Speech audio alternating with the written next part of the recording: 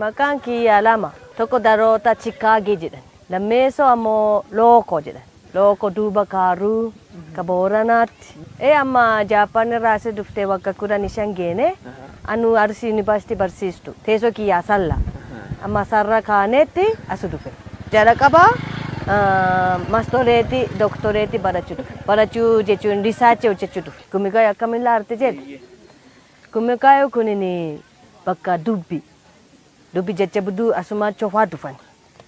Amma namni akkana hayyoota kana marsanii tartiiba qabdi. Hayyoo akkana 13 moona tokko keessa marsanii taa'ani achirra komichallee akkana jiraani. Yaa jechuun akkanaani. Yaattu amma suqubatte sababii ka qubatte dubbi fixu.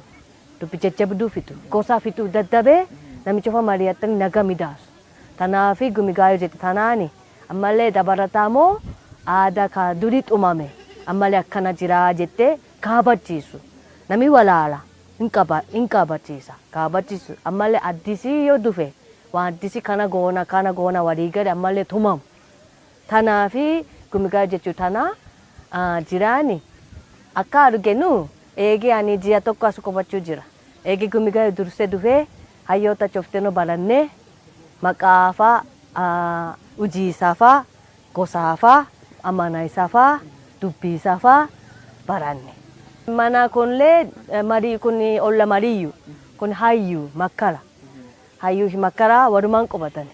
Mana kiyya kana mariyyuutu nu jaalee amma eege keessuma guttatte. Suree jaarotatu rafan. Suree jaarotatu rafan keessuma jajjabduutu rafan.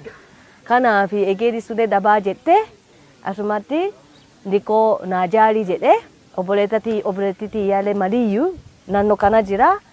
Warraalee waamnee niti kahayyuu dhaqii le na gargaalee kuno kan mataariillee kuno olla kunillee na gargaalee kuno jaale taa'ee dukkana keessa dhufee amma waan hojii gadooma keessa jiru waan hedduu baranne arge. Waan yakka akka fituullee arge. Akka naga midaasuullee arge. Akkasitti taane waan gumigaayu amma as dhufte arge taana.